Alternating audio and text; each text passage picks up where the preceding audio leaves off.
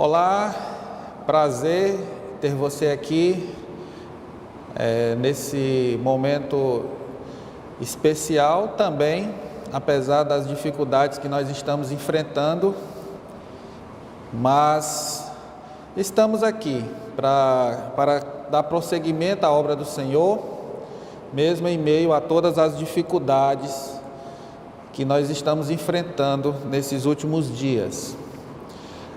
Hoje eu gostaria de falar um pouco sobre a confiança em Deus.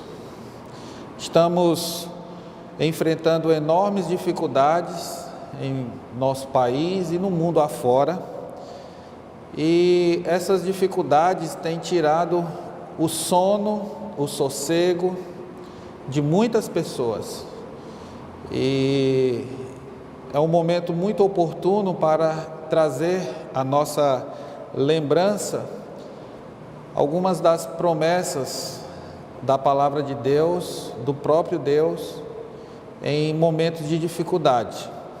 Então, essa temática, confiança em Deus, nós gostaríamos de tratar nessa oportunidade. E, primeiramente, eu gostaria de orar, pedindo a bênção de Deus, a direção do Senhor para esse momento agora. Curve sua cabeça e oremos.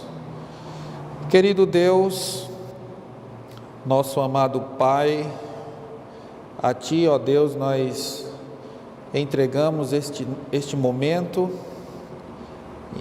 que o Senhor abençoe nossas vidas, traga paz, alento, conforto aos nossos corações em momentos de dificuldade como este que nós estamos enfrentando. Abençoa-nos, ó Deus, nos livra, nos guarda, e que o Senhor também use cada palavra, cada referência bíblica a ser lida nesse momento aqui, para cumprir o Teu propósito em nossas vidas. Abençoa cada um que ouve esta mensagem, que ao final dela o Senhor seja glorificado. Em nome do nosso Senhor Jesus Cristo, nosso eterno Salvador, nós te oramos. Amém. Eu quero convidar você para abrir a sua Bíblia no Salmo 91. É importante que você tenha em suas mãos uma Bíblia. Nós vamos ler alguns textos além do Salmo 91 para reforçar o tema que nós estamos tratando, e é importante isso. Salmo 91 diz assim a palavra do Senhor: o que habita no esconderijo do Altíssimo e descansa à sombra do Onipotente, diz ao Senhor: meu refúgio e meu baluarte, Deus meu, em quem confio. Pois Ele te livrará do laço do passarinheiro e da peste perniciosa, cobrir-te-á com as suas penas, e sob suas asas estarás seguro. A sua verdade é pavês e escudo. Não te assustarás do terror noturno, nem da seta que voa de dia, nem da peste que se propaga nas trevas, nem da mortandade que assola ao meio-dia. Caiam 1000 ao teu lado e 10.000 à tua direita, tu não serás atingido. Somente com os teus olhos contemplarás e verás o castigo dos ímpios. Pois disseste: o Senhor é o meu refúgio, fizeste do Altíssimo a tua morada. Nenhum mal te sucederá, praga nenhuma chegará à tua tenda, porque aos seus anjos dará ordens a teu respeito, para que te guardem em todos os teus caminhos. Eles te sustentarão nas suas mãos, para não tropeçares em alguma pedra.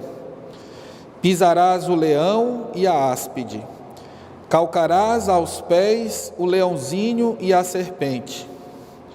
Porque a mim se apegou com amor, eu o livrarei, pô-lo-ei a salvo, porque conhece o meu nome.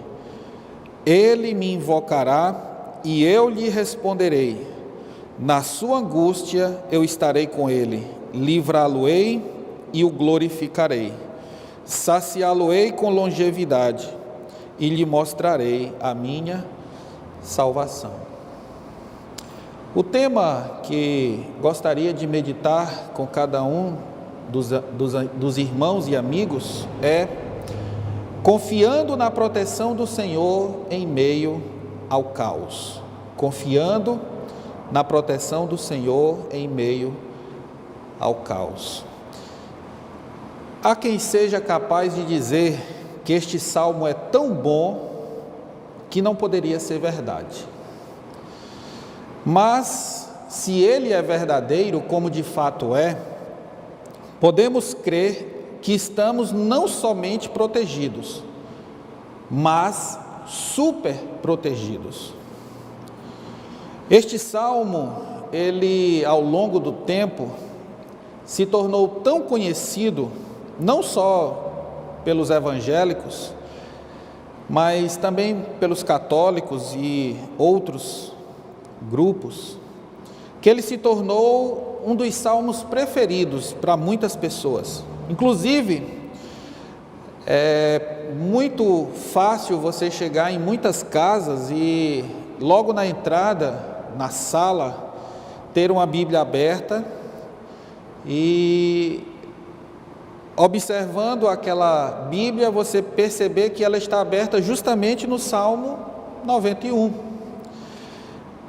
Mas, infelizmente, para muitas pessoas, esse salmo, ele apenas é visto como uma palavra que traz boas energias, que traz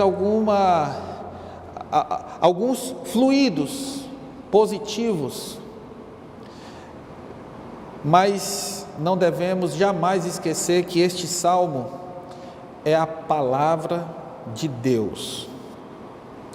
Este salmo, ele está dentro do 4º livro dos Salmos. O livro dos Salmos, ele é dividido em 5 partes, em 5 livros, e o Salmo 91 está dentro do 4º livro, que começa no Salmo anterior, no Salmo 90. Apenas para compreensão rápida, é importante dizer que essa divisão dos salmos, ela se dá basicamente trazendo a lembrança do Pentateuco. Então, os salmos, como o livro dos cânticos do povo de Deus, do povo de Israel,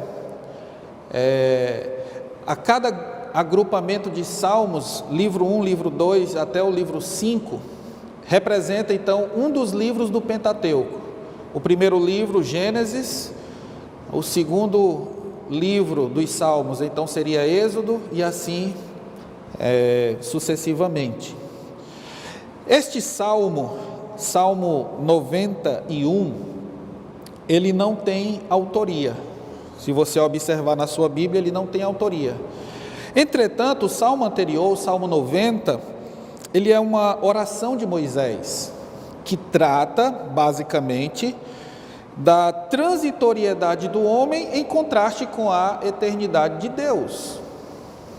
Alguns estudiosos acreditam que o Salmo 91 pode ser uma continuação do Salmo 90 ou um salmo à parte, também escrito por Moisés. Quando nós olhamos o conteúdo destes 2 salmos, tanto o Salmo 90 quanto o Salmo 91, ficamos ainda mais convencidos de que, de fato, Moisés é o autor do salmo, pela riqueza de detalhes que esse salmo traz acerca da pessoa de Deus. Moisés foi um homem que andou com Deus, esteve muito perto de Deus, conheceu Deus de modo muito profundo, e os elementos desse salmo descritos só pode ser expresso por alguém que esteve muito perto do Senhor. Então, não é de um todo absurdo pensar de fato que esse salmo é um salmo também escrito por Moisés. O Salmo 91, ele traz 3 partes. A primeira parte, ele trata, versos 1 e 2, sobre o protetor e o protegido. Quem é o protetor e quem é o protegido. Dos versos 3 até o 13, nós vemos as bênçãos da proteção. Então, há uma série de bênçãos declaradas aqui nesse salmo. E a última parte, dos versos 14 a 16, nós vemos as promessas do protetor àqueles que são por ele protegidos. Mas, inicialmente, eu gostaria de trazer como introdução ao assunto alguns dados importantes, como é do conhecimento dos irmãos, dos amigos. Nós estamos vivendo dias difíceis. O mundo, especialmente ligado à área da saúde, está buscando meios, formas de conter o avanço de um vírus que para muitos tem sido mortal.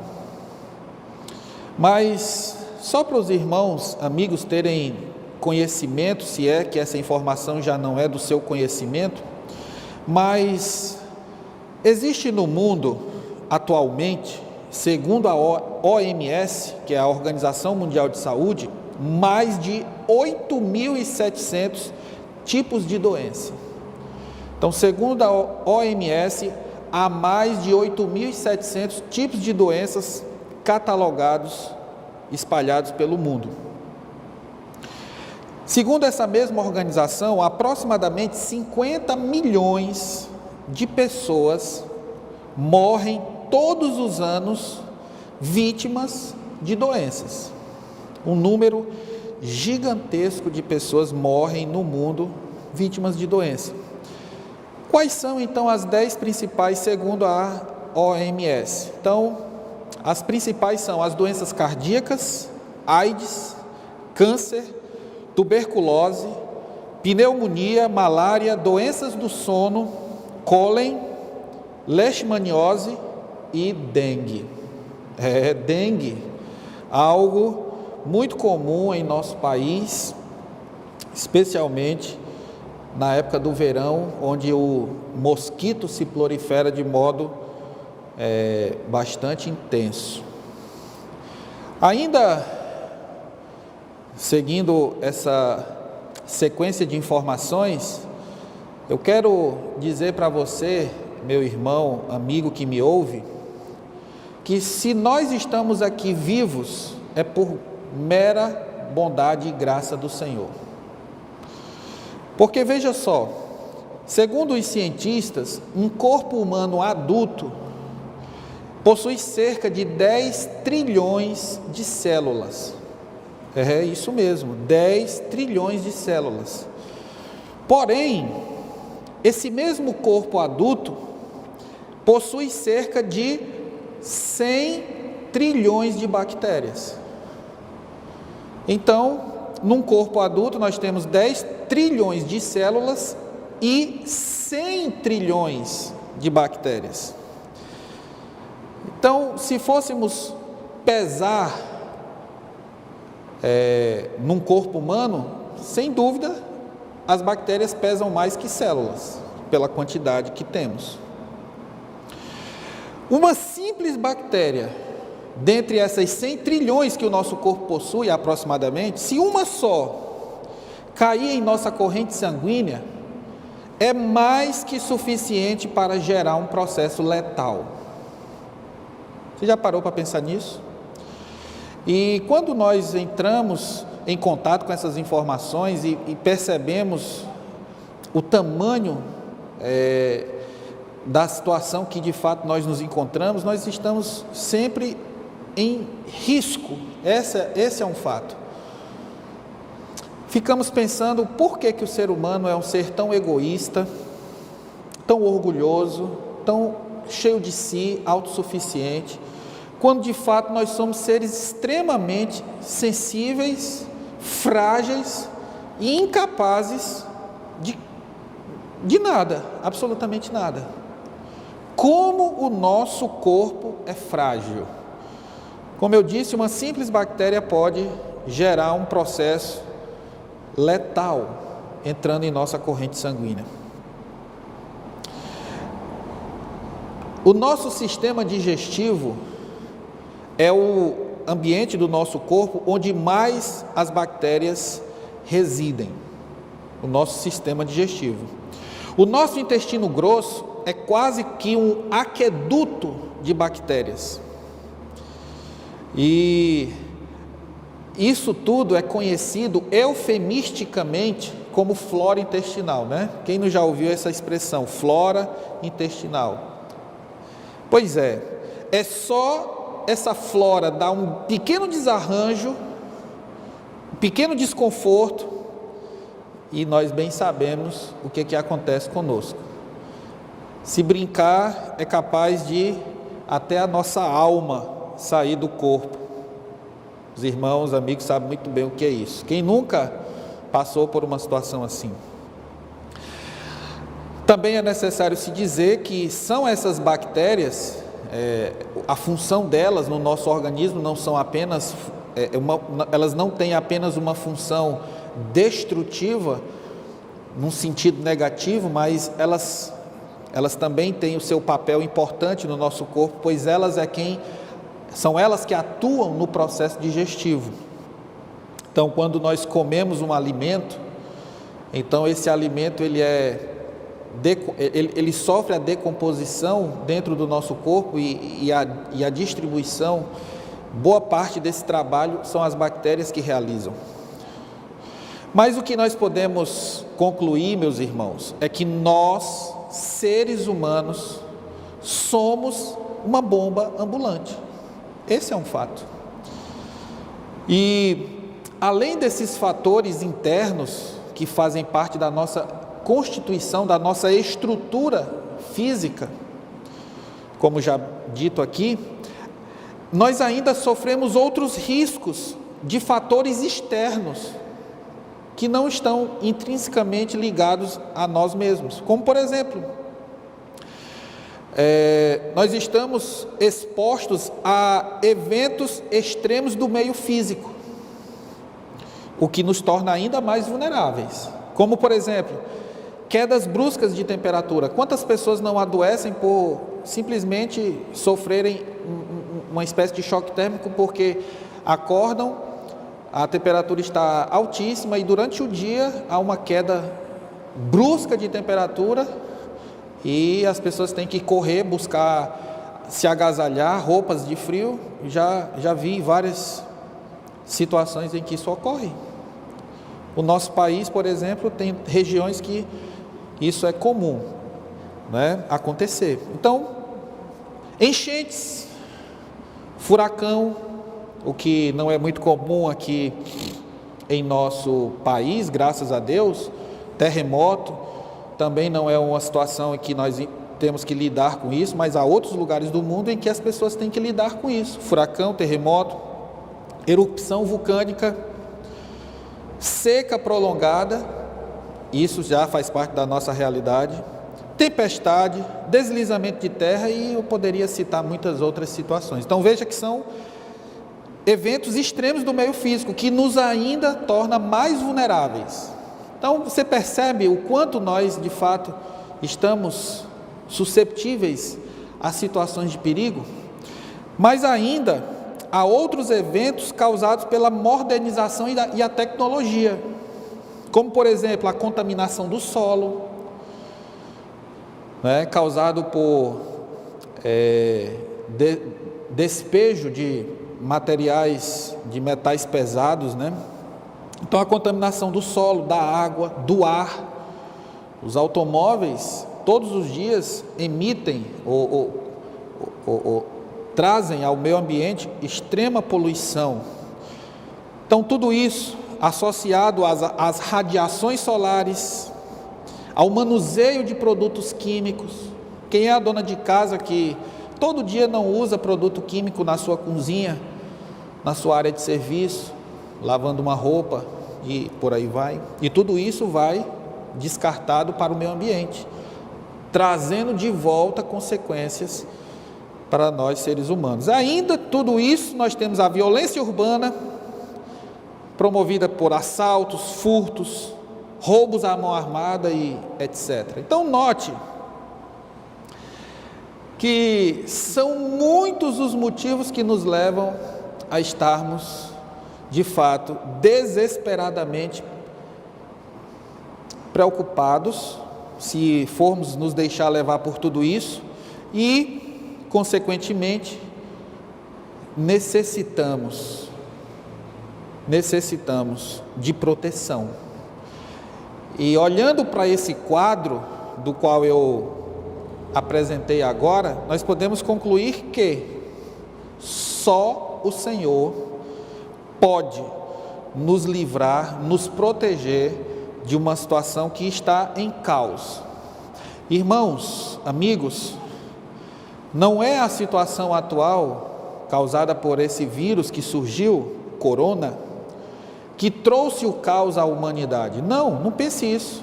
A humanidade ela já está em caos, independente do aparecimento ou não desse vírus. O vírus talvez foi apenas mais um elemento que agravou a situação. Então precisamos desesperadamente de um protetor, de alguém que cuide de nós, de alguém que nos proteja. E esse alguém é o Senhor. Por isso o tema, confiando na proteção do Senhor em meio ao caos.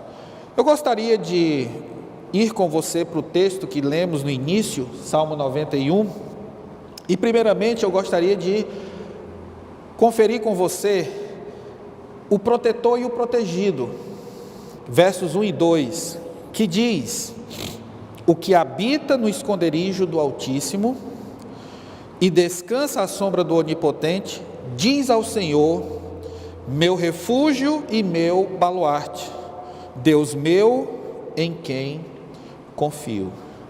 Então note que o salmista, como eu disse, muito provavelmente Moisés, apresenta a figura do protetor como um ser sobrenatural, um ser divino, e esse ser, o protetor, ele é revelado por 4 de seus nomes. Vamos ver aqui quais são esses nomes. Primeiramente, no verso 1 diz, o que habita no esconderijo do Altíssimo.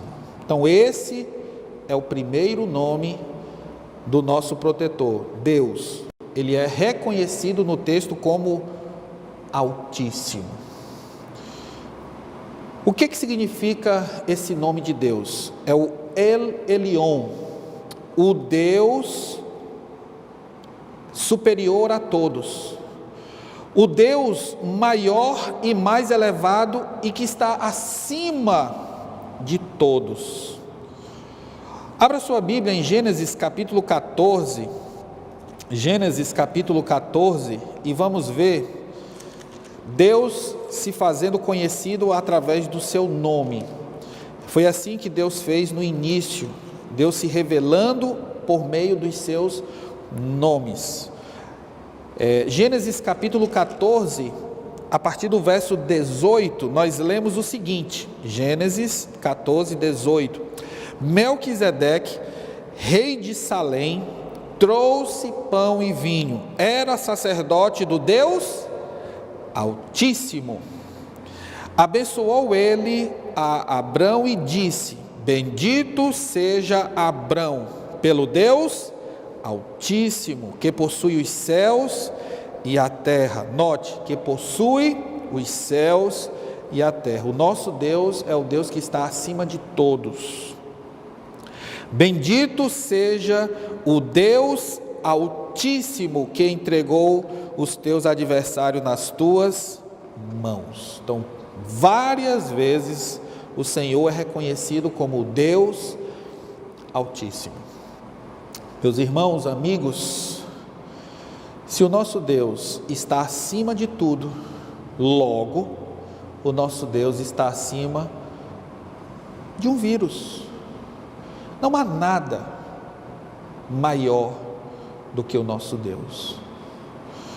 O segundo nome pelo qual Deus é reconhecido aqui no texto, voltando para Salmo 91, nós lemos ainda no verso 1 que diz: o que habita no esconderijo do Altíssimo e descansa à sombra do Onipotente. Então Deus é reconhecido como o Deus onipotente. E aqui nós estamos falando do El Shaddai, que significa o Deus Todo-Poderoso. Abra sua Bíblia ainda, voltando para o livro de Gênesis, capítulo 17, nessa sequência onde Deus se revela através dos seus nomes. Gênesis capítulo 17, verso 1, diz o seguinte: quando atingiu Abrão a idade de 99 anos, apareceu-lhe o Senhor e lhe disse-lhe: eu sou o Deus Todo-Poderoso, anda na minha presença e ser perfeito. Eu sou o Deus Todo-Poderoso. Significa que o nosso Deus é o Deus que a partir dele se origina todas as coisas. A partir do nosso Deus, todas as coisas vieram a existir. Meus irmãos, para Deus não há impossíveis em todas as suas promessas. Esse é o nosso Deus, o Deus Todo-Poderoso, o Deus Onipotente. Como é maravilhoso saber que o nosso protetor tem todo o poder nas suas mãos. Isso é maravilhoso. É sobre isso que nós estamos nessa noite aqui. Se esse é o horário que você está vendo esse vídeo, estamos querendo apresentar. Esse é o nosso Deus. Mas ainda no texto, o Senhor, o nosso Deus, é conhecido por mais um nome.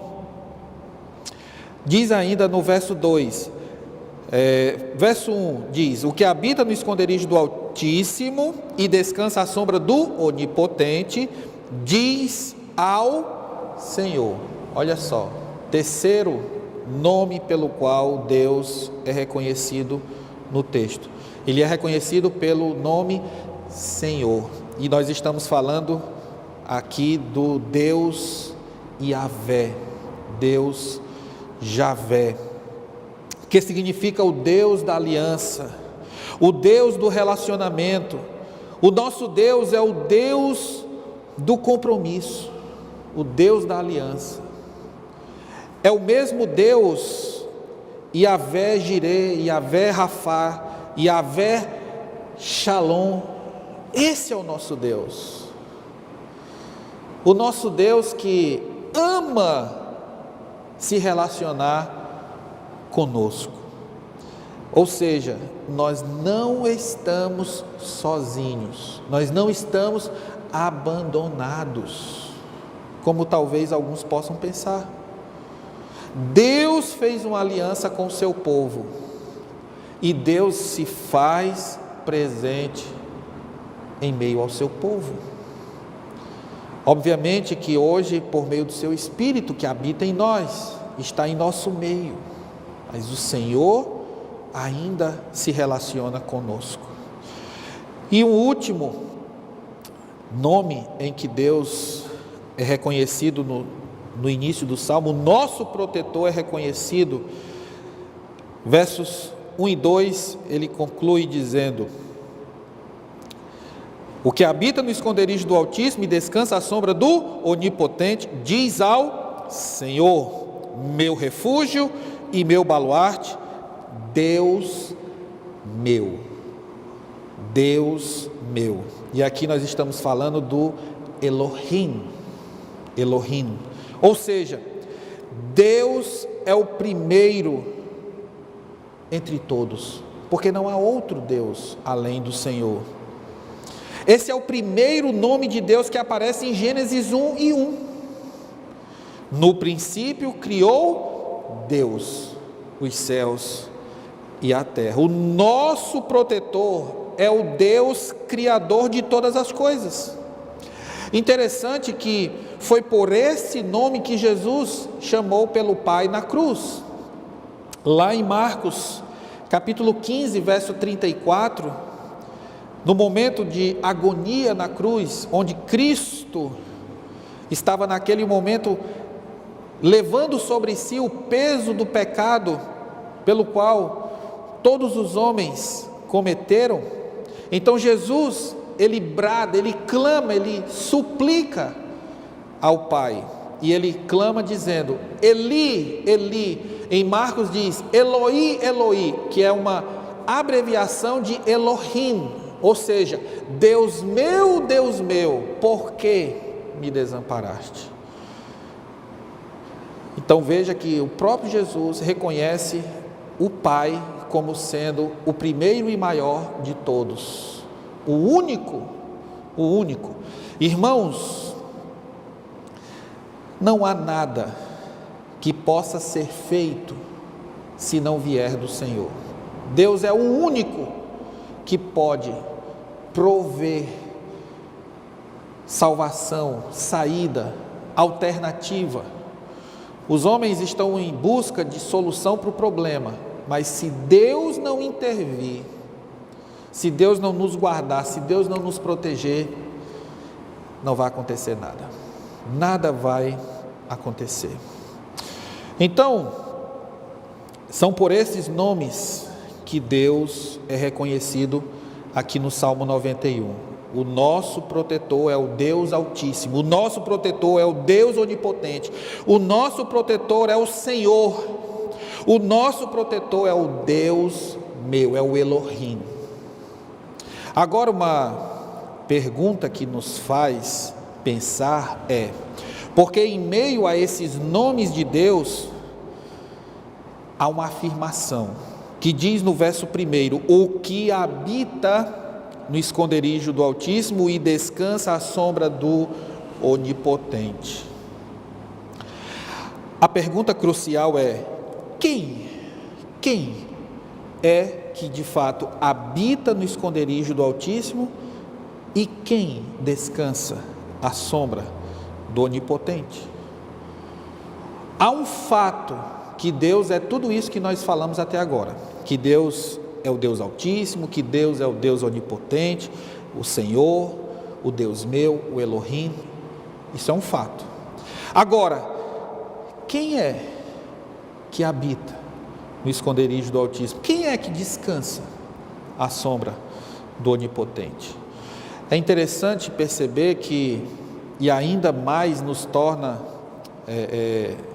convictos de que Moisés é o autor do Salmo, é que Moisés vai usar uma espécie de figura do tabernáculo para apresentar o motivo, a razão que alguém de fato pode se encontrar nessa condição de habitar no esconderijo do Altíssimo e descansar à sombra do Onipotente.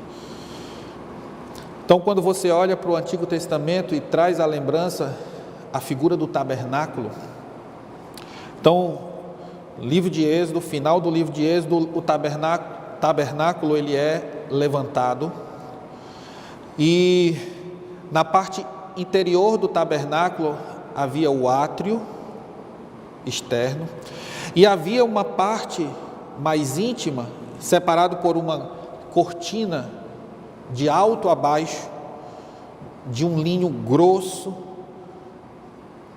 e por detrás dessa cortina, ali era o esconderijo do Altíssimo, que a palavra de Deus chama de Santo dos Santos. Ali era o esconderijo do Altíssimo. Então, naquele lugar estavam a Arca da Aliança, e dentro da arca estavam as tábuas da lei. E diz que a presença do Senhor baixava sobre aquele lugar. Aquele lugar era um lugar de extrema segurança. Sabe por quê? Para você ter uma ideia, apenas uma pessoa tinha autorização para entrar naquele lugar. Era o sumo sacerdote, uma vez por ano. Uma vez por ano. E ele, quando era o momento de entrar e oferecer o sacrifício pelo pecado do povo, da nação, então ele amarrava uma espécie de corda à sua cintura, e nessa corda tinham como que pequenos sinos, e no movimento dele lá no ambiente interno, as pessoas aqui do lado de fora podiam ouvir o som dos movimentos dele lá dentro. Se por alguma razão aquele homem morresse naquele lugar, ninguém poderia entrar nem para tirar o cadáver. Ele era puxado por essa corda para o lado de fora. Isso nos mostra que aquele lugar era um lugar seguro, onde ninguém poderia entrar. Ali era o esconderijo do Altíssimo. Sabe o que aconteceu? Lá na cruz, Jesus, ele, por obra realizada na cruz, lá em Mateus 27:51, diz que no momento em que Cristo cumpriu e bradou: está consumado, está completo a obra para a qual eu vim realizar. Esse é o significado das palavras do Senhor. Diz que o véu do templo se rasgou de alto a baixo. Significa que, por meio de Cristo, nós temos acesso ao esconderijo do Altíssimo. E não mais uma pessoa apenas, mas qualquer pessoa que, estando em Cristo, pode adentrar esse lugar. Isso é extraordinário. E em Cristo nós somos guardados pelo Senhor. Olha o que diz 1 Pedro capítulo 1 verso 3. Olha o que nos diz a palavra do Senhor. 1 Pedro capítulo 1 verso 3.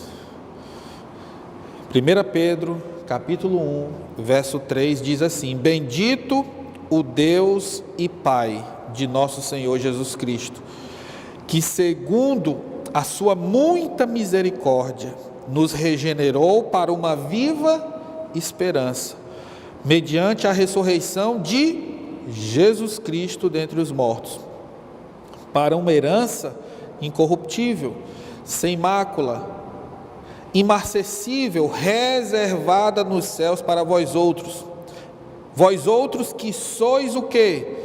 Guardados, protegidos pelo poder de Deus, mediante a fé, para a salvação preparada para revelar-se no último tempo. Note que pelo poder de Deus nós somos o quê? Guardados, protegidos. Isso por meio de Jesus Cristo.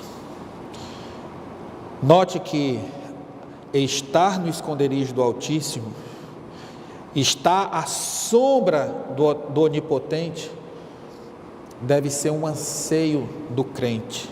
Assim como a corça que anseia por águas em meio a terras secas, anseia por águas, Salmo 42, versos 1 e 2. O que habita no esconderijo do Altíssimo deve ansiar por esse lugar. Ele deve demonstrar plena confiança no Senhor, depositar no Senhor a sua plena confiança. Salmo 18, versos 1 e 2, o salmista fala sobre isso. Salmo 18, versos 1 e 2, por gentileza. Salmo 18, 1 e 2 diz assim: Eu te amo, ó Senhor, força minha. O Senhor é a minha rocha, o Senhor é a minha cidadela, o meu libertador, o meu Deus, o meu rochedo, em quem me refugio, o meu escudo, a força da minha salvação, o meu baluarte. Precisa dizer mais alguma coisa? Tudo isso é o Senhor. Meus irmãos, não existe lugar mais seguro do que estar sob os cuidados de Deus, abrigados debaixo da sua sombra. Não pense que é o ambiente do seu lar, como tem sido recomendado, e eu creio que no momento de crise isso é importante. Mas não pense que é o ambiente do seu lar, ali, fechado a quatro paredes, sob fortes cadeados, que você vai estar seguro. Não. O que nos traz segurança não é o lugar físico que nós estamos, mas em quem nós estamos abrigados. Eu posso estar no ambiente mais seguro aos olhos humanos e ainda assim estar totalmente vulnerável, porque o meu coração não se sente seguro. O que me traz segurança de fato não é o lugar físico onde eu estou, mas em quem eu tenho depositado a minha fé e a minha confiança. Vamos ver um pouco sobre as bênçãos da proteção, versos 3 em diante. Então veja que o salmista ele vai fazer uma lista de bênçãos para os que estão habitando no esconderijo do Altíssimo e estão à sombra do Onipotente. Queira Deus que você possa estar nesse lugar. Que lugar?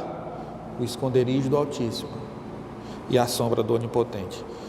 Note que para quem está de fato nesse lugar, há uma série de bênçãos, e a primeira delas, a primeira bênção, é que a proteção de Deus nos livra das ciladas e das armadilhas. Verso 3, olha o que diz: Pois ele te livrará do laço do passarinheiro e da peste perniciosa. Pois ele te livrará do laço do passarinheiro e da peste perniciosa. Então veja, a primeira bênção é o livramento das ciladas e das armadilhas. Quem aqui viveu, talvez, quem é da cidade, viveu sempre na cidade, talvez não tenha tido muitas essas experiências. Mas quem é oriundo do campo, ou viveu durante algum tempo no campo, especialmente quando criança, sabe que era muito comum as crianças brincarem de pegar pássaros, né? Então montavam aqueles caixotes, enfim, e colocavam em lugares estratégicos na expectativa de capturar aves. E a ideia aqui é essa, livrar do laço do passarinheiro. Meus irmãos, será que eu temos noção da quantidade de laços e de armadilhas que o diabo põe todos os dias para nós, para nos tragar? Será que a gente tem noção da quantidade de laços e armadilhas que o inimigo põe diante de nós, tentando nos pegar como aquelas crianças antigamente faziam? O texto diz que diante dessa enormidade de possibilidades, o que é que diz? Pois ele te livrará. Então quem nos livra é o nosso protetor, é o nosso Deus, é o Altíssimo, é o Onipotente, é o Deus meu, Ele é quem nos livra. E saiba que além das ciladas dos homens, que muitas vezes sobrevêm sobre nós, pessoas que muitas vezes tentam pôr peças escorregadias, cascas de bananas em nosso caminho, tentando nos fazer deslizar.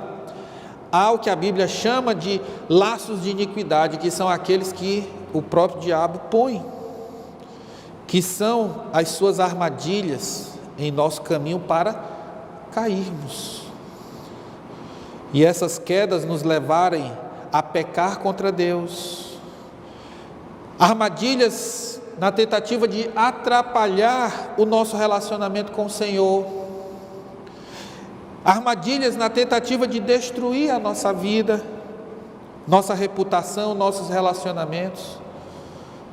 Saiba que todos os dias o inimigo põe elementos perigosos, armadilhas diante de nós. Olha o que a Bíblia diz em Efésios 6:11. Efésios capítulo 6, versículo 11. Abra aí comigo sua Bíblia e leia. Efésios 6, verso 11 diz o seguinte: revesti-vos de toda a armadura de Deus, para quê? Para poderdes ficar firmes contra as ciladas do diabo. Então o diabo, ele põe ciladas diariamente, constantemente, tentando nos levar à queda, a atrapalhar o nosso relacionamento com Deus, destruir nossa vida, destruir nossos relacionamentos, destruir nossa fé, nos tornar vulneráveis em nossa confiança no Senhor. Como que eu vou me proteger? Correndo para o esconderijo do Altíssimo. Segunda bênção da proteção, ainda no verso 3, diz assim: pois ele te livrará do laço do passarinheiro e da peste perniciosa. E aí nós podemos incluir o que está na moda. O que é que está na moda hoje? Esses dias aí, não tem outra coisa para se falar nos telejornais. Parece que não há mais outra notícia, né? O mundo deixou de andar e só tem isso agora para falar: coronavírus, o tal do Covid-19. E diz aqui o texto que ele nos livra da peste perniciosa. Agora é importante dizermos o seguinte: quando a gente fala de livrar da peste perniciosa, nós temos que pensar o seguinte: o livramento muitas vezes não é só deixar de contrair o vírus, mas o livramento pode se dar na questão dos efeitos disso. Tem muitas pessoas que podem ter contraído e nem sabem, porque estão com uma imunidade boa e que o vírus não trouxe os efeitos que tem trazido em outras pessoas. Isso é uma espécie de livramento, irmão. Então não limite o poder de Deus, ou não tente encaixotar a ação de Deus apenas olhando por um viés, por uma perspectiva. O livramento de Deus é amplo e irrestrito. É isso que a Bíblia está falando. Então, pense nisso. Olha só, eu disse que nós temos 10 trilhões de células e temos 100 trilhões de bactérias. Me diga uma coisa: você acha que nesse momento você está aqui me ouvindo, não é porque Deus tem te livrado de tanta coisa, não? Como eu disse, nós somos uma bomba ambulante.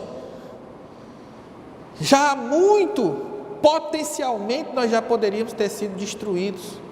Existe muito elemento dentro de nós mesmos que podem nos destruir. Mas Deus, como um Deus protetor, Ele nos livra. Nos livra.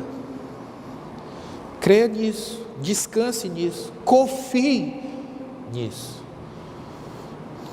Ainda seguindo a sequência das bênçãos, verso 4, nós vemos o seguinte: cobrir-te-á com as suas penas, e sob suas asas estarás seguro. A sua verdade é pavês e escudo. O que nós podemos concluir é que a proteção do Senhor, ela é plena, total e abrangente. Note que aqui nós temos nesse versículo um paralelismo de ideias. Ele fala de uma figura delicada, singela, cobrir-te-ás com as suas penas. Aquela figura de uma ave, né? Cobrindo os seus filhotes com as suas penas, protegendo. Aquela mesma figura que Jesus usou quando, entrando em Jerusalém, ele olhou Jerusalém do alto do monte e disse: Jerusalém, Jerusalém, quantas vezes eu não quis fazer contigo, ajuntar-te como a galinha junta os seus pintos debaixo das asas, e vós não quisestes. Então, assim que muitas vezes Deus nos protege.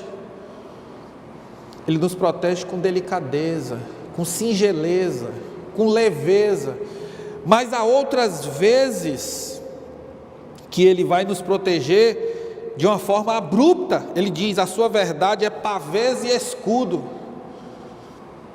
Diz que o nosso Deus, Ele quebra o arco e despedaça a lança. Nosso Deus é um Deus que muitas vezes age com delicadeza, mas às vezes agirá com força. Imagine uma pessoa atravessando uma rua desapercebida e não percebe que vem um carro em alta velocidade, e alguém, percebendo o risco que aquela pessoa está correndo, ela chega e agarra e puxa. Num primeiro momento isso pode parecer uma atitude violenta, mas para salvar a vida dela foi a atitude necessária. Naquele momento não seria possível chegar para a pessoa e dizer, bater no ombro e dizer: meu filho, você está vendo o carro vindo ali? Olha, faz a gentileza, se afasta, vem para a calçada. Não daria tempo, não daria tempo. Então, primeiro a ação e depois a explicação. Muitas vezes é assim que Deus faz. Então, muitas vezes, para nos livrar, Deus, Ele primeiro age, para depois explicar o motivo. Mas isso, o Senhor sabe fazer muito bem. Seu livramento, sua proteção, é plena, total e abrangente. Creia nisso, confia nisso. Somente os que estiverem debaixo da sombra do Onipotente, abrigados no esconderijo do Altíssimo, podem desfrutar dessa verdade. Seguindo a sequência das bênçãos, versos 5 e 6, ele diz: não te assustarás do terror noturno, nem da seta que voa de dia, nem da peste que se propaga nas trevas, nem da mortandade que assola ao meio-dia. Aqui nós podemos perceber que a proteção de Deus nos livra do medo do mal.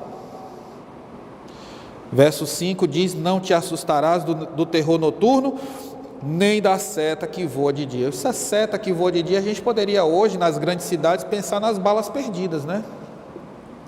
Quem vive em grandes cidades, São Paulo, Rio, especialmente Fortaleza e outras capitais de grande quantidade de pessoas, isso tem se tornado uma situação muito corriqueira. Bala perdida. Não faz muito tempo, nós fomos tomados por uma notícia de que uma mulher grávida no Rio de Janeiro,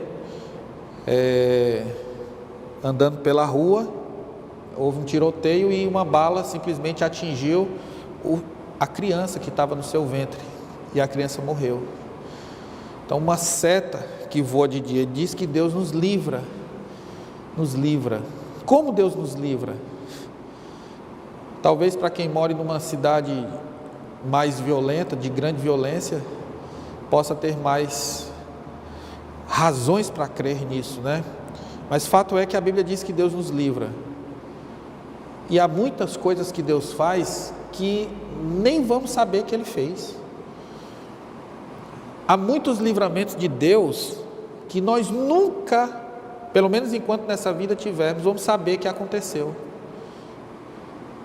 Coisas que fugiram à nossa condição de perceber a realidade. É algo fantástico. Mas diz aqui mais o seguinte, segundo um dado importante aqui, segundo os estudos da psicologia, fala-se que existem aproximadamente 3.000 tipos de medo, né? É o que se fala segundo os estudos na área da psicologia. Então há medo de tudo, medo de altura, medo de ambiente fechado, medo de elevador, medo de escuro e por aí vai. Moisés, provável autor do Salmo, mostra que nós estamos expostos a riscos o tempo todo. Olha que ele fala do período da noite, verso 5, ele diz: não te assustarás do terror noturno. E lá no final do 6 diz: nem da mortandade que assola ao meio-dia. Então ele fala do período do dia, do período da noite, mostrando que nós estamos em risco o tempo todo, dia e noite, noite e dia. Mas quem é que nos livra e nos protege? O Senhor. Olha o que diz o Salmo 121, por gentileza, rapidamente.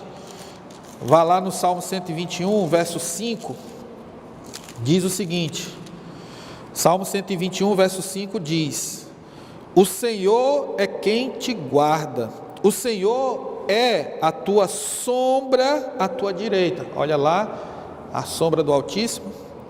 De dia não te molestará o sol, nem de noite a lua. O Senhor te guardará de todo mal, o Senhor guardará a tua alma. O Senhor guardará a tua saída e a tua entrada desde agora e para sempre. Que coisa extraordinária. Vemos aqui o salmista dizendo que o Senhor nos guarda 24 horas por dia. O sol não molesta de dia, a lua não molesta de noite. Ele fala que o Senhor nos guarda de todo mal, guarda a nossa alma, guarda a entrada, guarda a saída. Quantas vezes nós nos esquecemos de sermos gratos a Deus? Por exemplo, hoje pela manhã, ao levantarmos, podemos ter esquecido de agradecer a Deus o simples fato de estar vivo. Quantos dormiram e não acordaram? O simples fato de acordar vivos é motivo de gratidão. Sair de um lugar, chegar em outro lugar, sai de casa, leva o filho na escola, chegou, agradece. Saiu de casa, chegou no trabalho, agradece. Pode parecer uma coisa insignificante, mas não é. Nesse trajeto, Deus pode ter livrado você de algum mal, de algum problema, de alguma situação que você nem tomou conhecimento. É interessante também vermos o seguinte: à noite, parece que os problemas tomam proporções maiores, né? Quem nunca perdeu o sono por causa de problema? Pense aí. Quem nunca foi deitar cansado e simplesmente não conseguiu dormir pensando num problema? Problema financeiro, problema no casamento, problema com o filho, problema seja lá de que ordem for. Quem é que nos livra de tudo isso? O nosso Deus. Não te assustarás do terror noturno, não só daquela violência de invadir a casa e tal, mas os próprios medos interiores, as preocupações. Quando nós estamos abrigados no esconderijo do Altíssimo, descansando à sombra do Onipotente, a Bíblia nos diz que nós estamos livres desse terror. Olha o que diz o Salmo 3, vai lá no Salmo 3, comecinho do livro dos Salmos, Salmo 3, versículo 5, Salmo 3, verso 5 diz: deito-me e pego no sono, acordo, porque o Senhor me sustenta. Que extraordinário! No salmo seguinte, no Salmo 4, verso 8, o último verso do Salmo 4 diz: em paz me deito e logo pego no sono. Por quê? Porque, Senhor, só Tu me fazes repousar seguro. Então, quem está abrigado no esconderijo do Altíssimo, à sombra do Onipotente, não sofre pelo medo do terror noturno. Ou seja, Deus nos livra do medo do mal. Deus nos livra do medo do mal. Seguindo a sequência, verso 7, diz: caiam 1000 ao teu lado, 10.000 à tua direita, tu não serás atingido. Olha só, aqui o salmista fala da proteção de Deus em meio às calamidades. Provavelmente Moisés aqui estivesse lembrando daquela 10ª praga lá do Egito, onde o anjo do Senhor, Peshá, por isso a ideia da Páscoa, passagem, o anjo do Senhor passou sobre a terra do Egito, e todas as casas que estavam com o sangue nas entradas, nos umbrais das portas, foram libertas da morte. Por isso que ele diz: 1000 cairão ao teu lado, 10.000 à tua direita, tu não serás atingido. Só o povo de Deus, o povo hebreu, escapou da morte, e os seus, seus filhos e seus animais escaparam da morte naquele dia. Meus irmãos, Deus tem uma proteção especial para o seu povo, para os que se refugiam nele. Você já percebeu que muitas vezes o mundo não entende como que as coisas parecem que para os crentes são mais fáceis, apesar de os crentes não acharem isso, mas o mundo lá fora vê dessa maneira. Mas sabe por quê? É porque nós temos o Senhor conosco. Deus, Ele vai à frente abrindo portas, tirando os obstáculos do nosso caminho, porque o Senhor, Ele cuida dos seus. Ele cuida dos seus. É interessante ver como Deus, Ele livra os seus de modo todo especial. Seguindo um pouco mais adiante, verso 9 e 10, nós lemos o salmista dizendo: pois disseste, o Senhor é o meu refúgio, fizeste do Altíssimo a tua morada, nenhum mal te sucederá, praga nenhuma chegará à tua tenda. E aqui a 6ª proteção é que Deus alcança a nós e a nossa casa. O fato de estarmos abrigados debaixo da morada do Altíssimo, essa bênção se estende ao nosso lar, à nossa casa. Irmãos, Deus sabe que para nós, depois dele, o nosso bem maior é o nosso lar e a nossa família. Deus sabe disso. Essa deve ser a ordem certa na vida do crente. O bem maior na vida do crente tem que ser Deus. Esse é o bem maior. Depois, o lar e a família. E por isso Deus se preocupa com o lar e com a família. Você percebe que mesmo quando Deus exerceu juízo na terra, lá no tempo do dilúvio, Deus, Ele se preocupou, em preparar uma arca, e naquela arca Deus, Ele pôs os pares de animais, e quem mais? Uma família. Ele não pôs Noé, Ele pôs Noé e sua família, preocupação com a família. Meus irmãos, Deus é quem protege o nosso lar. Temos que ter essa percepção. É o Senhor que protege o nosso lar, nossa casa, nosso casamento, nossos filhos. O Salmo 127, versículo 1, texto bastante conhecido, escrito pelo rei Salomão, Salmo 127, verso 1, diz: se o Senhor não edificar a casa, Em vão trabalham os que edificam. Se o Senhor não guardar a cidade, em vão vigia a sentinela. Note que a casa e a cidade estão quase que postos numa mesma condição, ambos guardados pelo poder do Senhor. Só o nosso Deus tem poder para nos guardar, e mais ninguém. Nós mesmos somos incapazes de fazer qualquer coisa em nosso próprio benefício, porque não há poder em nossas mãos. O poder está nas mãos do Senhor. Então, quando o nosso lar, o nosso casamento, os nossos filhos estiverem em perigo, o que é que devemos fazer? Entrar no esconderijo do Altíssimo.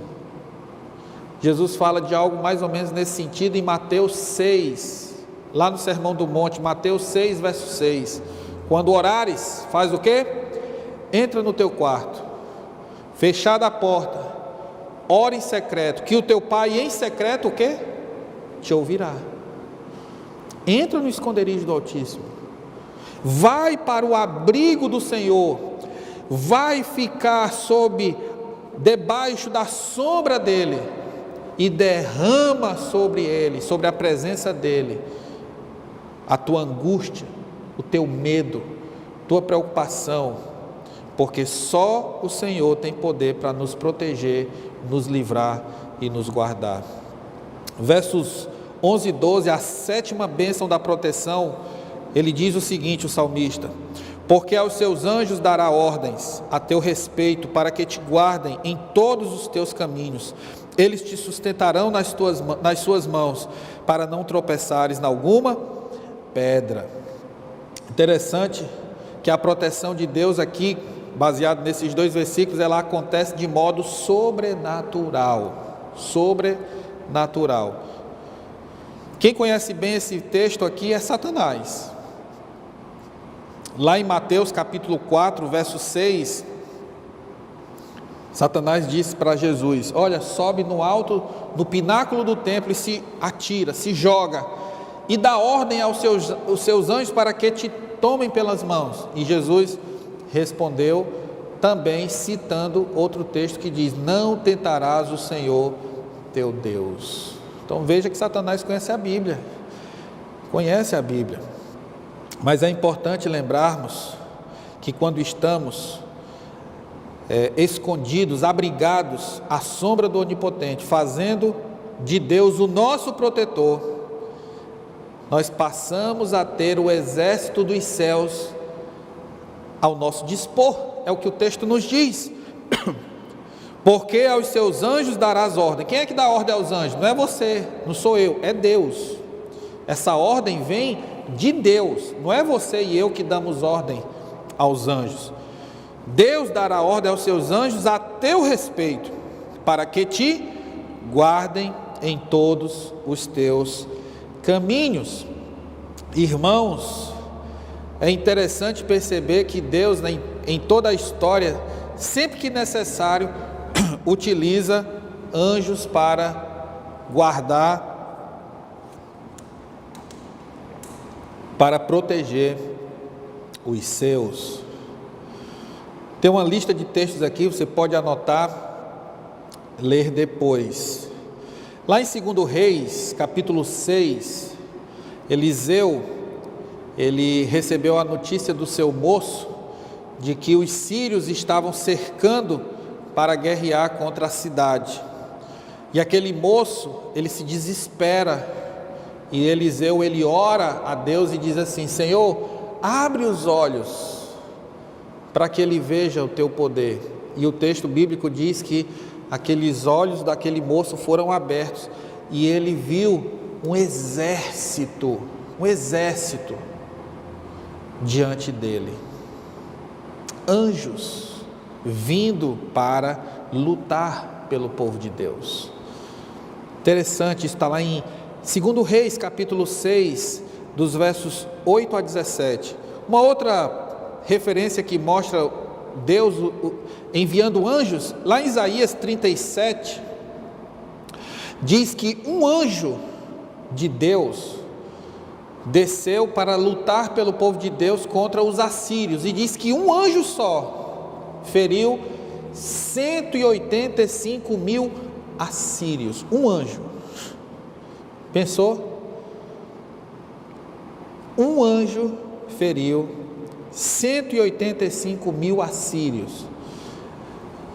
Lá em Gênesis 19 nós sabemos da história quando Deus enviou 2 anjos para tirar Ló de Sodoma, porque ela seria consumida pelo fogo, fogo de juízo do Senhor.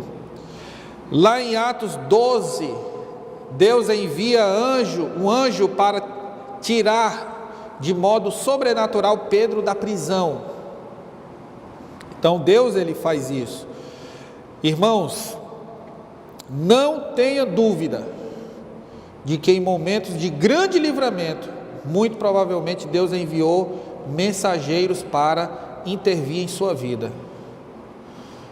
Sabe, aqueles momentos que a gente passa e que depois a gente fica pensando, meu Deus, como é que eu escapei dessa? Você vem aqui no seu carro, no trânsito, de repente você está passando por um cruzamento e de repente você não viu e aquela moto, aquele carro cruza velozmente à tua frente e tu tem o reflexo de pisar no freio, ou aquele carro. É uma cena aqui criada, mas apenas para ilustrar, e você depois, o coração em tempo de saltar pela boca, e você, meu Deus, como foi que eu escapei dessa? Provavelmente Deus naquele momento se valeu de algum mensageiro para impedir o pior. E isso é uma situação aqui que poderia ser pensada em qualquer outra que a gente passa todo dia. Quero ler com você apenas um texto, está lá em Hebreus capítulo 1. Hebreus capítulo 1. Estamos já chegando perto do fim, mas ainda me dê mais alguns instantes. Hebreus capítulo 1, verso 14, 13 e 14, diz assim: ora, a qual dos anjos jamais disse, ou seja, essas palavras não foram dirigidas a nenhum anjo, tá? O que o autor de Hebreus fala, apenas a Cristo, são palavras destinadas à pessoa de Cristo. Então, a qual dos anjos jamais disse, assenta-te à minha direita, até que eu ponha os teus inimigos por estrado dos teus pés? Então, essa missão é de Cristo. Agora, qual é a missão dos anjos? Aí o verso 14 responde: não são todos eles quem? Os anjos, espíritos ministradores, enviados para serviço a favor dos que hão de herdar a salvação? Então, o que o autor de Hebreus está dizendo é: há tarefas que só Cristo faz, e há outras que os anjos são enviados a fazer. E quais são as que os anjos são enviados a fazer? Servir em favor dos que hão de herdar a salvação. Então, meus irmãos, saiba disso. Uma das bênçãos da proteção de Deus é que Deus, ele nos protege muitas vezes de modo sobrenatural. E para encerrar essa parte das bênçãos da proteção, verso 13, voltando para Salmo 91, diz: pisarás o leão e a áspide, calcarás aos pés o leãozinho e a serpente. Obviamente que esse texto, esse verso, é uma referência ao ministério de Jesus, aquele ministério profético lá de Gênesis 3,15, onde um dia Jesus vai esmagar a cabeça da serpente, como a vitória final sobre o mal. Mas o que aqui, de modo particular, a nós, o salmista está querendo dizer, é que a proteção de Deus nos faz triunfar sobre os poderes das trevas. O leão e a áspide, essa áspide é também traduzido como serpente, nesse contexto são símbolos das forças do mal. A Bíblia fala disso, o Novo Testamento fala disso. Enquanto o leão, que Pedro fala que é o nosso adversário, que ruge, ele diz isso em 1 Pedro 5,8, o nosso adversário, Satanás, ruge como leão procurando quem possa devorar. Ele vem com essa função: destruir, devorar, acabar. E o outro, a serpente, ela vem de modo sorrateiro, sutil, destilando seu veneno, promovendo facção, divisão, fazendo brotar no coração do crente raiz de amargura. Quantos crentes não estão morrendo lentamente por conta do ódio, do rancor, da frustração, da amargura que alimentam no coração? Triste. Satanás vai destilando o seu veneno e vai matando lentamente muitos crentes.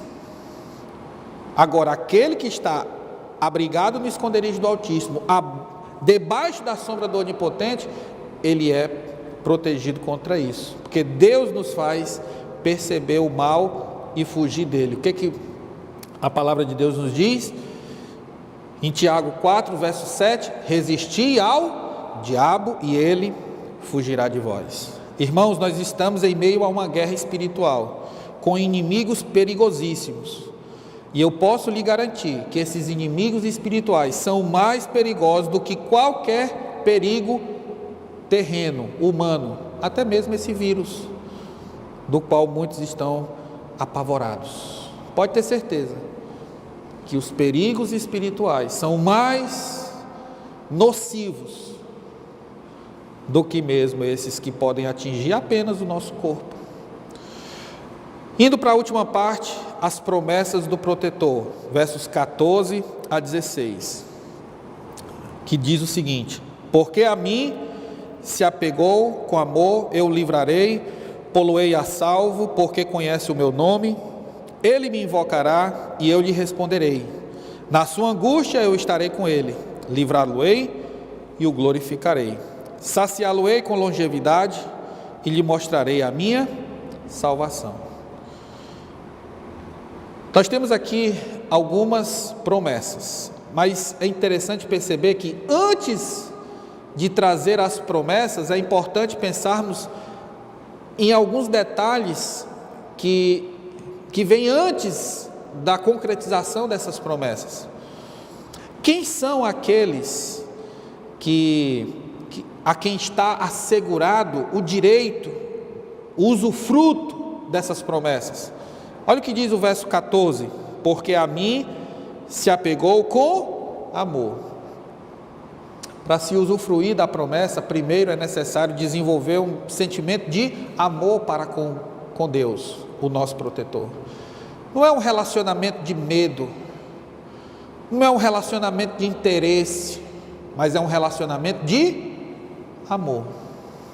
Isso é o que Deus espera de nós, que nós nos apeguemos a Ele, que nós busquemos a Ele, nos acheguemos a Ele, possamos ir até o esconderijo do Altíssimo por amor, como alguém que deseja, que anseia a presença do Senhor. Então essa é uma característica, que vem primeiro, antes do usufruto da bênção, da promessa. Segunda característica, ainda no verso 14: porque a mim se apegou com amor, eu o livrarei, pô-lo-ei a salvo. Por quê? Porque conhece o meu nome. Conhece o meu nome. Então essa é uma condição para usufruir da promessa do protetor, conhecer o nome de Deus. Lembra do que nós vimos lá no início? Deus se fazendo conhecido por meio do seu nome, Altíssimo, Onipotente, Deus meu, Senhor. É necessário conhecermos o nosso protetor, saber quem Ele é, do que Ele é capaz. Ora, irmãos, amigos, se você não conhece quem está se predispondo a lhe proteger, se você não conhece as credenciais, os elementos que qualificam essa pessoa para ser um guarda-costas, um segurança, Eu duvido que você contratasse alguém, se você fosse alguém muito importante, tivesse muito dinheiro, você se prestaria a contratar alguém que você não conhece, não sabe onde trabalhou, o que fez. Você não depositaria sua confiança em alguém assim. Sabe por que muitas vezes, infelizmente, muitas pessoas, incluindo crentes, não confiam no Senhor? Porque não conhece o nosso Deus de modo profundo, ao ponto de saber o quão vale a pena dizer para Ele: Senhor, olha, eu sou frágil demais diante do Teu enorme poder, toma nas Tuas mãos a minha vida, cuida de mim, me protege, me guarda, porque eu mesmo, por mim, não tenho nada o que eu possa fazer. Busque conhecer o nome de Deus, busque conhecer o Senhor. Quanto mais conhecemos a Deus, mais nós nos conscientizamos quão importante Ele é para nós. E a última prerrogativa é, verso 15, então, se apegou com amor, conheceu o meu nome, Ele me invocará. Esse é um pré-requisito para usufruir a promessa. Além de se apegar a Deus com amor, além de conhecer o nome do Senhor, é necessário invocar o Senhor. Invocar o Senhor. E esse invocar o Senhor, Ele me invocará, é o reconhecimento da nossa insignificância frente ao poder e à grandeza de Deus. Enquanto nós não reconhecermos que somos limitados, frágeis, incapazes, enquanto nós continuarmos lutando com as nossas próprias forças, achando que a gente vai conseguir dar conta de resolver todos os nossos problemas à parte de Deus, nada vai acontecer. E invocar o nome do Senhor é o reconhecimento. Senhor, só Tu detens em Tuas mãos o poder para tudo, absolutamente tudo. Passado essa etapa, aí vem o usufruto da promessa. E a garantia da promessa é, verso 14, aí vem as promessas propriamente ditas. Verso 14 e 15 diz: se apegou a mim com amor, o que é que vai acontecer? Eu o livrarei, pô-lo-ei a salvo. Então a primeira promessa é: nós estaremos salvos e seguros diante de Deus. Lembra da figura da ave? Debaixo da ave, os filhotes estão seguros. Então, o que o salmista está dizendo é que, estando debaixo do esconderijo do Altíssimo, estando no esconderijo do Altíssimo, debaixo da sombra do Onipotente, nós estamos seguros. E ele dá uma certeza: eu o livrarei. Essa é a promessa. Essa é a promessa. Como é esse livramento? Eu já disse. Muitas vezes pode ser de modo delicado, muitas vezes pode ser de modo abrupto, muitas vezes pode ser até contraindo o mal, mas não os efeitos devastadores que ele poderia trazer. Eu já falei disso mais para trás. Segunda promessa, nós temos a certeza da companhia em tempo de angústia, ou seja, nunca vamos estar sozinhos. Olha o que diz o verso 15: Ele me invocará, eu lhe responderei, na sua angústia estarei com ele. Note uma coisa interessante: o salmista não está falando que nós estaremos isentos totalmente de passar por momentos de angústia, de sofrimento, de dor. Ele não está dizendo isso, mas ele está dizendo que durante a angústia, durante a dor, durante o sofrimento, nós não estaremos só, nós teremos companhia. Ele diz: na sua angústia eu estarei com ele. Que maravilha, que glória, que presente, que promessa, que promessa. Enquanto muitos estão desesperadamente atentando contra a sua própria vida, por se sentirem sozinhos e abandonados no mundo, Deus está dizendo para nós, o seu povo, na sua angústia: eu estarei com você. Jesus disse: e eis que estou convosco todos os dias, até a consumação dos séculos. Terceira bênção, ou promessa, melhor dizendo, versículo 15: na sua angústia estarei com ele, livrá-lo-ei e o glorificarei. Aqui nós podemos perceber a promessa de que no tempo de Deus, nós seremos reconhecidos como crentes fiéis. Eu o glorificarei. 1 Pedro, capítulo 5, verso 6, Pedro diz: humilhai-vos sob a poderosa mão de Deus, e Ele a seu tempo vos o quê? Exaltará. Ou seja, confiar em Deus nunca é algo que será feito sem que isso traga resultado nenhum. Ou seja, é empreender força desnecessária. Não. Confiar em Deus sempre traz um resultado positivo. E qual é? Um dia que não pode não ser aqui nessa terra, mas que seja no céu. Um dia você será recompensado por ter confiado no Senhor. Que Deus nos ajude a chegar a esse nível de consciência de que devemos confiar nele. Outra bênção, outra promessa, olha o que diz o verso 16: saciá-lo-ei com longevidade. Ou seja, a promessa aqui é que nós seremos abençoados com vida longa.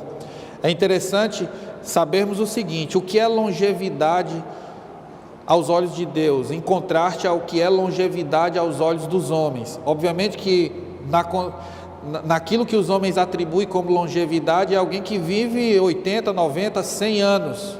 Mas será que é isso? Longevidade é você viver aqui nessa terra o tempo suficiente para você cumprir o que você veio fazer aqui. Seguindo essa lógica humana, Jesus morreu antes do tempo. Jesus morreu com aproximadamente 33 anos. Seguindo a lógica humana, Jesus não era para ter morrido com 33 anos. Então ele morreu precoce, dentro da perspectiva do que os homens entendem. Mas Jesus morreu no tempo que haveria no momento em que ele realmente cumpriu o propósito para o qual ele veio aqui. Por isso que ele na cruz ele disse: está consumado. Então isso é longevidade. Há homens de Deus que morreram com 25, 27 anos, outros com 50 anos, e outros que morreram já com ditosa velhice. Mas o que Deus está dizendo aqui, a promessa de Deus é que você, por confiar nele, você vai viver longos dias. Salmo 139, dos versos 13 a 16, Davi diz o seguinte: que todos os nossos dias foram escritos e determinados, antes que nenhum deles houvesse ainda. Ou seja, o que Davi está dizendo é que você e eu não vamos viver aqui nessa terra nem um dia a menos, nem um dia a mais daquilo que Deus já decidiu. Então muitas vezes nós ficamos preocupados e esquecemos que quando o nosso tempo chegar, nada vai impedir. Você pode estar dentro da sua casa, com a porta fechada, com os cadeados trancados, e se aquele for o seu dia, você pode estar nessa condição e você não vai mudar a realidade. Você pode estar na rua, você pode estar dentro de casa, você pode estar onde você estiver. Se você cumprir o prazo que Deus disse que era para você ficar aqui, você vai. Então a gente tem que ter essa consciência. Obviamente que isso não nos deve viver de modo irresponsável. Não estou aqui pregando a irresponsabilidade. Já é o dia mesmo, então não vou estar mais nem aí. Não é assim também não. Lembre-se que o nosso corpo é templo do Espírito Santo e eu tenho que zelar por essa habitação do Espírito. Mas o que eu estou querendo dizer é que não está em você ou em mim o controle para decidir quando isso vai acontecer. É óbvio que a gente tem que ter todo o cuidado com o nosso corpo. Isso faz parte da mordomia cristã, cuidar de si mesmo. Mas cuidado. É isso que a gente tem que ter na nossa consciência. Cuidado, para a gente não achar que é você ou eu que tem o controle para prorrogar, por um dia que seja, o nosso tempo aqui. Não está na nossa mão esse poder. Então a promessa aqui é você viver longos dias. E para terminar, verso 16, ele diz: saciá-lo-ei com longevidade e lhe mostrarei a minha salvação. Ou seja, quanto mais nós estamos na presença de Deus, mais claro vai ficar o tamanho da salvação que Ele nos deu. Sabe quando alguém ainda tem enorme dificuldade para entender o tamanho do que é a salvação? Pode ir atrás. Ou está vivendo longe de Deus, ou é porque ainda realmente está no início e não teve tempo para aprender. Mas infelizmente, o primeiro caso é o que mais ocorre. Pessoas que já têm tempo suficiente para saber muito sobre Deus, mas ainda não se desenvolveram pelo tempo decorrido. É o que a carta aos Hebreus fala no capítulo 5. Eu quero concluir trazendo a você algumas reflexões. Você pode até baixar sua cabeça agora e fazer isso meditando só você e Deus. Primeiro, são muitas as situações que surgem em nossa vida, que são elementos mais que suficientes para nos tirar a paz, o sono, nos trazer medo e insegurança. Eu disse lá no início, além dos fatores internos, tem os fatores externos. Então é mais que suficiente esses elementos para nos trazer insegurança, falta de paz e medo. Nós temos muitos medos, especialmente do amanhã. Tem muitas pessoas que vivem extremamente tensas quanto ao amanhã, esquecendo-se que o amanhã apenas a Deus pertence. Medo de como vai ficar este mundo daqui a tantos anos, 5 anos, 10 anos, 20 anos. Como é que vai estar esse mundo? E a pessoa fica preocupada com isso. Irmãos, os céus e a terra pertencem ao Senhor. O mundo e os que nele habitam pertencem ao Senhor. Você tem que se preocupar, mas até certo limite. Não deixe que isso roube de você o sossego, perca o sono. A terra pertence ao nosso Deus, Ele sabe, Ele está no controle de todas as coisas. Medo da economia, medo do desemprego, medo de como criar os filhos num mundo tão perigoso. Os filhos não são seus, é do Senhor, a herança do Senhor são os filhos. Como que eu vou criar meus filhos num mundo desse, cheio de mazelas, cheio de doenças, cheio disso, cheio daquilo? O que a palavra de Deus nos faz pensar, nos orienta, é confiar no Senhor. Salmo 37, o salmista diz: entrega o teu caminho ao Senhor. O que é entregar o caminho? É óbvio que a palavra caminho é uma figura que está se referindo à própria vida. É só trocar caminho pela palavra vida e você vai ver que faz sentido. Entrega a tua própria vida ao Senhor, confia nele e o mais Ele fará. Note que a decisão de entregar ou não a vida a Deus está na mão de quem? Do agente, do indivíduo. Entrega, lança sobre ele a tua ansiedade. A Bíblia diz: lançai sobre ele a vossa ansiedade e ele cuidará de vós. Irmãos, nós só temos duas escolhas. ou ficarmos lutando com as nossas próprias forças, ou confiar no Senhor e entregar a Ele o curso da nossa vida, ou seja, o caminho. Eu quero encerrar fazendo uma ponte entre dois versos aqui no Salmo. Eu quero que você leia comigo o verso 1 e depois pule para o verso 15, a parte B. Olha como essa conexão é interessante. Diz assim: o que habita no esconderijo do Altíssimo e descansa à sombra do Onipotente, na sua angústia eu estarei com ele, livrá-lo-ei e o glorificarei, saciá-lo-ei com longevidade e lhe mostrarei a minha salvação. Quem habita no esconderijo do Altíssimo e descansa à sombra do Onipotente, no dia da angústia, o Senhor estará com ele. Você tem duas escolhas a fazer a partir de agora.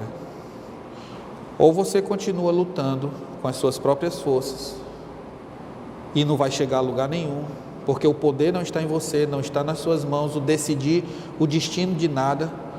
Ou você reconhece que não é nada, não é ninguém comparado à grandeza de Deus e simplesmente decide: Senhor, eu entrego tudo nas tuas mãos, entrego a minha vida, meu destino, eu confio no Senhor. O Senhor tem capacidade para resolver qualquer coisa concernente à minha própria vida, e descansa nele.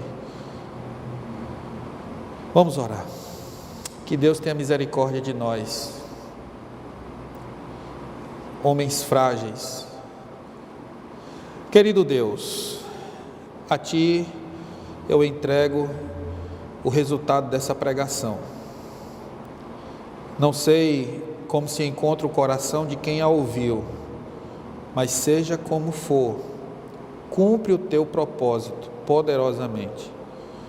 Que nós não venhamos a desperdiçar esta oportunidade maravilhosa de confiar naquele que de fato tem o poder nas mãos para ser o nosso protetor.